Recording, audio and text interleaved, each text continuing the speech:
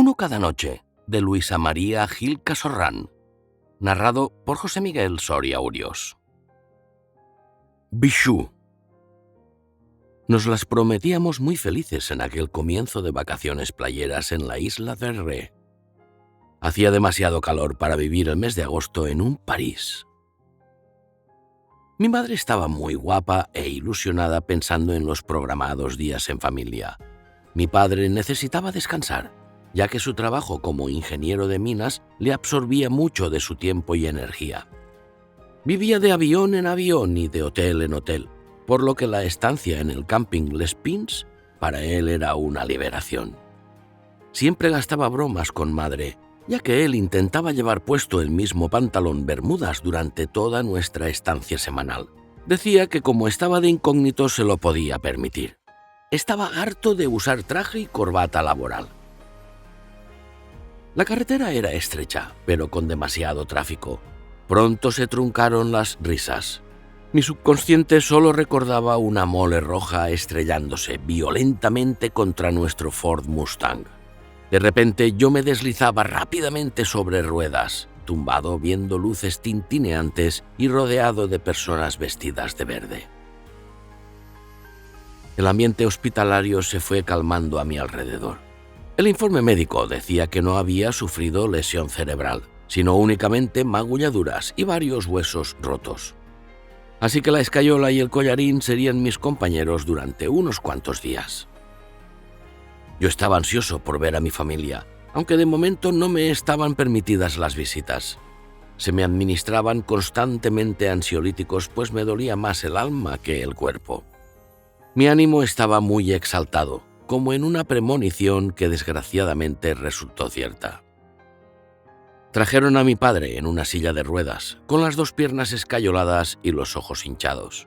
Nunca supe si fue del golpe o es que se le habían secado las lágrimas dentro de las cuencas. Raquel, mi madre, nos había dejado para siempre. Fue larga y difícil la recuperación, y sobre todo vivir con aquel vacío en el ático de Rueil-les-Écoles, frente a la Universidad de la Sorbona. Mis padres lo compraron con la idea de que yo disfrutase de la cercanía con mi futuro lugar de estudios. Nos sentábamos padre y yo en la terraza compartiendo recuerdos. Nuestros paseos, los tres juntos disfrutando del atardecer en la Rue Mouffetard, una de las más viejas y vivaces calles de la ciudad. Siempre volvíamos a casa con una planta o un ramo de flores y una ración de ricas ostras en nuestra bolsa de paseo. La ausencia de mi madre oscureció nuestras vidas. El tema ahora era muy distinto y la decisión fue rápida. Mi padre habló con su buen amigo Víctor Carranza, uno de los propietarios de la mina Puerto Arturo en Colombia, y le comentó nuestra situación. Naturalmente, Víctor se puso a nuestra disposición. Tras varias conversaciones, yo siempre hacía oreja, empezamos a preparar maletas y baúles. Padre me comunicó que había sido contratado como ingeniero en la mina y en el yacimiento de Muzo, lo que nos permitiría vivir con mucho desahogo en aquel país. Aunque yo solo tenía 14 años, me preparé mental y físicamente para tener una larga mudanza de ida. La del regreso no estaba prevista. Víctor era padre de una numerosísima familia de 9 vástagos, lo que me permitió tener un elenco de amigos numerosos y muy cercanos. Algunos ya estudiaban gemología de la mano de su progenitor y con profesores privados, y otros 5 todavía compartían enseñanzas conmigo en diferentes cursos de la escuela de Guayaco. Las reuniones de las tardes en la terraza de los Carranza me atraían sobremanera. Como ingeniero geotécnico, las conversaciones del jefe del clan solían girar alrededor de las esmeraldas y sus muchas clases de pureza. Casi se me habían tornado los ojos color verde muro, que era el nombre de una de las más bonitas, cálidas y caras esmeraldas. Se convirtió para mí en una obsesión pensar y soñar con ellas, que vistas a la luz también tenían en ocasiones tonalidades azules. El tiempo pasó rápido. Yo seguía investigando sobre el mundo de los cristales y las joyas, y a la vez planeando ya el regreso a Europa, a mi París natal. Echaba mucho de menos su aroma cosmopolita, un paseo a orillas del Sena y leer tranquilamente mirando a la galería en una terraza del Boulevard Haussmann. Colombia no había conseguido ser un confortable hogar para mí. Comencé gestiones en la distancia, pero nada era fácil. Así avanzaba mes tras mes, hasta que por fin conseguí alquilar un coqueto local no demasiado elevado de precio en Rue Benedictine, a espaldas de la elitista plaza Font-de-Mem. Con gran ilusión establecí allí mi nuevo negocio, Bijoux La Blague, dándome a conocer como el mejor imitador de joyas de Francia. Trabajaba con esmero el peridoto, un mineral cristalino que podía dar el pego muy fácilmente a los no entendidos. Quizá les ilusionase creer que estaban comprando una esmeralda a precio de ganga. Los engarces en oro dorado o blanco hacían el resto del lucimiento de la pieza. La fama no tardó en llegar. Me convertí en el imitador de joyas más reputado de París. El enano. Mi nombre es Joseph Exposé. Crecí en la inclusa de Burdeos. Bueno, crecí es un decir, porque soy enano. Sí, de esos que no figuran en los repartos de cine y que normalmente no alcanzan fama. Leí en una ocasión que hasta que en el siglo XVI la Iglesia Católica nos la concedió en una señera encíclica no teníamos ni alma. Por no tener no tenemos ni estatura. Bueno, la tenemos, pero menguada. Cuando cumplí 16 años en la residencia dieron por terminados mis estudios elementales y me informaron de que en el famoso Cercle Burlesque necesitaban un clown de mis características. Más que una información, fue una imposición. Tuve que preparar aquel mismo día una exigua maleta para iniciar el nuevo rumbo. Yo era más inteligente y paciente que gracioso.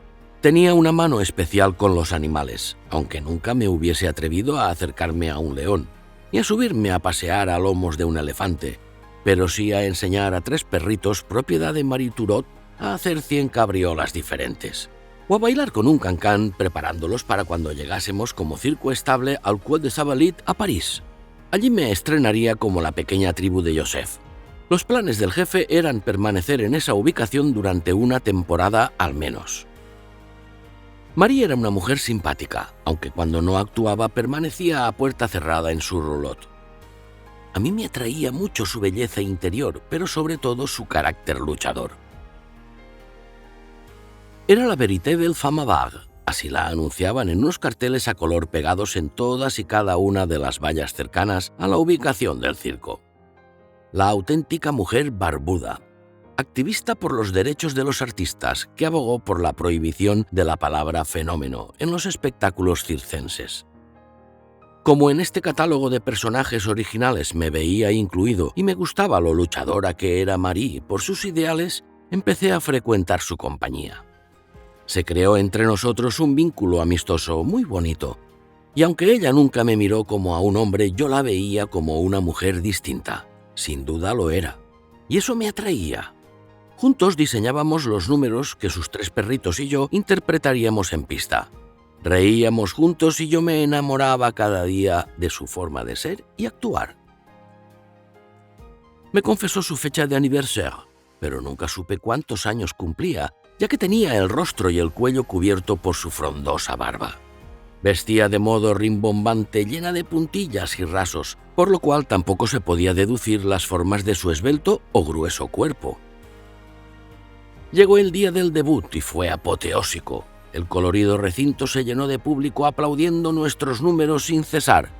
Marie interpretó magistralmente la canción Le Mauvais Garçon, y soñé por un momento que la letra de esa canción, que ese chico travieso lo era yo para ella. Mis pequeñas manos estaban enrojecidas de tanto aplaudir y parecía que sacaban humo. Trapecistas, payasos, domadores, un sublime espectáculo, dijo la prensa. Monsieur Blanc, el director y propietario del circo, estaba eufórico. Nos reunió a todos y empezó a repartir sobres llenos de billetes entre sus artistas. Yo tenía ganas de terminar aquella reunión de halagos para salir al centro de la ciudad a comprarle un regalo a Marie. ¿Sería oportuna una joya como declaración de mi amor? Me dirigí con los billetes sin estrenar a Bijoux La Blague y compré sin escatimar ni un franco el collar con la esmeralda más refulgente que había visto en mi vida. Aunque tan solo las conocía por la prensa o por la televisión, en directo tenían un color más vivo. Verde azulado, un tono intenso, engarzado en una filigrana de oro. Y en aquella cajita rojo pasión todavía me pareció más bonita y convincente para regalársela a la que en el pensamiento ya veía como mi mujer. Soñaba con largas veladas a su lado, cálidamente acurrucado entre su barba. Volví muy contento a la roulotte. Me puse la chaqueta de cuadros marrones que solo utilizaba en ocasiones especiales, y esta sin duda lo era. Unas cuantas gotas de perfume y a darle la sorpresa a Marie. Faltaba todavía 1 hora para la representación. La supuse en su camerino dándose los últimos retoques y no me equivoqué. Estaba peinando su larga barba que casi se confundía con la oscura melena. No sé si mis miedos superaron a la emoción o viceversa. Cuando abrí la cajita y me dispuse a ofrecerle la gargantilla, me miró con unos ojos como platos, echándome de su presencia con un dedo firme y sin mediar palabra. Deduje de inmediato que el regalo y mi pretendido compromiso no había sido una buena idea. Aquel día 14 de septiembre tuvimos Lulú y yo una actuación estelar. Un enano tragicómico y llorón y una perrita que lucía un collar propio de una princesa. Place Théâtre. Lo cierto es que cuando empecé a pintar hace 10 años, solamente Alex apoyaba mis colores y mis ideas novedosas. Empecé a vivir metida en mis lienzos. El estudio se convirtió en mi reducto. Al inicio algunos ratos libres, después una jornada laboral completa y finalmente en ese pequeño espacio transcurrían mis días e incluso mis horas de sueño. Me encantaba experimentar con las mezclas de colores y texturas y había sufrido una mutación a un carácter introvertido. No quedaba nada de aquella mujer alegre y cariñosa que fui con Alex. Mi aspecto podía confundirse con uno de mis lienzos, siempre con la ropa llena de pintura. La cara se me había apergaminado. Estaba como cuarteada por la sequedad del ambiente y los diluyentes. Creo que estuve cierto tiempo incluso sin peinarme. Vivía en una realidad paralela. A veces me miraba en el pequeño espejo de observar y corregir mis pinturas desde el otro lado. Y yo también me veía más en el cuento de Blancanieves que en una exposición glamurosa de mi obra. Poco a poco mi Alex y yo nos fuimos distanciando hasta llegar a una ruptura. Tan solo un hasta luego, ya que nada nos ataba.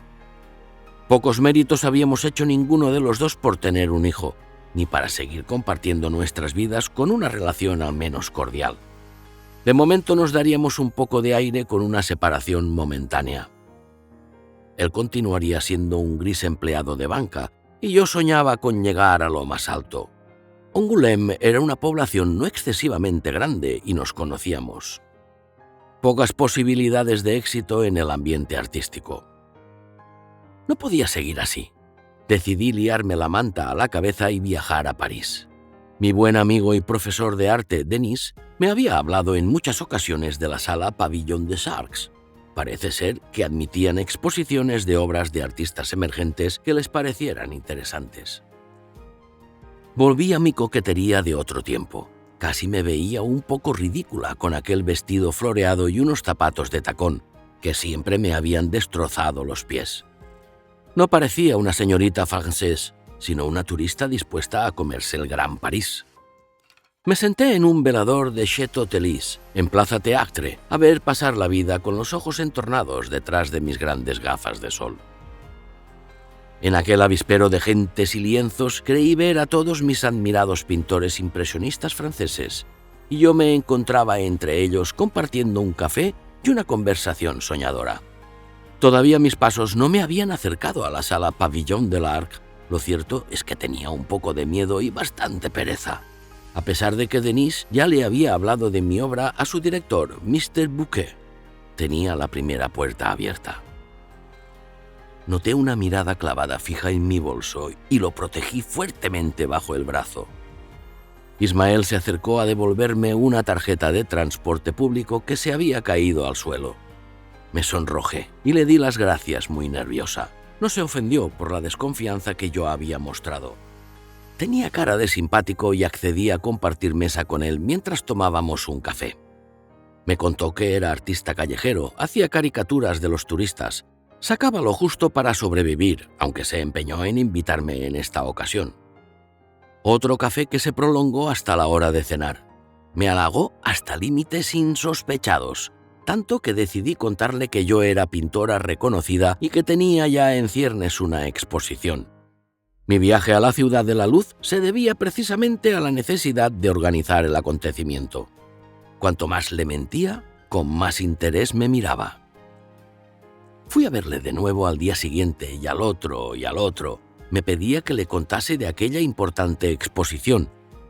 Paseábamos de la mano por la Rue Cenis y yo me crecía en la fantasía de la grandeza que estaba seduciendo a Ismael. Ya no podía pasar más tiempo sin hablar de inauguración, aunque ni siquiera había pisado la sala ni hablado con Mr. Bouquet. Referí una historia de personajes ilustres y una jornada exclusiva para prensa. No sabía cómo salir de aquel atolladero. Por primera vez desde hacía años me sentía admirada y querida, y no quería tirar por la borda una ilusión tan bonita. Aunque no tuviera visos de historia real, aunque en algún momento tendría que contarle la verdad a Ismael. El día de la ficticia inauguración me quedé encerrada en la pensión donde ya llevaba hospedada un mes, y que en breve tendría que abandonar por no poder responder a su pago. Asumí que la pereza, el miedo a lo desconocido y el fracaso me habían invadido. Estaba colapsada. En aquel momento eché de menos a Alex y su apoyo silencioso, respetando mi trabajo con los pinceles. Pensé que aún lo quería y planeé el humilde regreso a Angoulême. Tenía que pedirle el perdón que merecía e intentar ganarme de nuevo su confianza y cariño. Ismael estuvo contando al céntimo todos los francos ahorrados durante 2 años y comprobó, mirando el escaparate como un niño ante una pastelería, que aquel collar con una esmeralda se ajustaba a su disponibilidad económica, aunque ya se quedaba sin blanca. Decidido entró en Bijou la Blague. El corazón le latía fuerte. Seguramente aquello sería amor. Quería que saliéramos juntos esa noche, y sonriendo me propuso que pagase yo la cena, ya que no había podido invitarle a la inauguración de mi exposición pictórica. Tenía que decirle la verdad, y además tampoco podía asumir el pequeño lujo de cenar en Big Plaire. Los nervios me impedían comer nada. Le hice creer que eran fruto de la emoción de mi éxito reciente, pero en cuanto nos sentamos en Chez Dionís a charlar, saqué de ese bolso, gracias al cual nos habíamos conocido, un billete de autobús con destino a Angoulême. Le hice saber que regresaba con mi marido, que todo con él había sido una ilusión llena de trampas. Esta cita era una despedida. No había marcha atrás. Temblaban sus manos, también sus labios. De la mochila sacó una cajita transparente que contenía la joya más bonita que había visto nunca, aunque mis ojos brillantes nublaban un poco la nitidez. La sacó cuidadosamente de su estuche. Acarició un poco mi cuello, dándome un beso suave en la nuca, y como en un rito comenzó a ponerme la joya. Abrochada en el primer eslabón me quedaba un poco grande. El segundo estaría en su justa medida. En el quinto no. Les Journaux. Como cada mañana compré la prensa en el kiosco habitual de la esquina del Boulevard antes de levantar la persiana de mi joyería. Enseguida me senté en la terraza de Jelouy a tomar el café matinal mientras me ponía al día de las noticias. Me gustaba leer la sección de sucesos.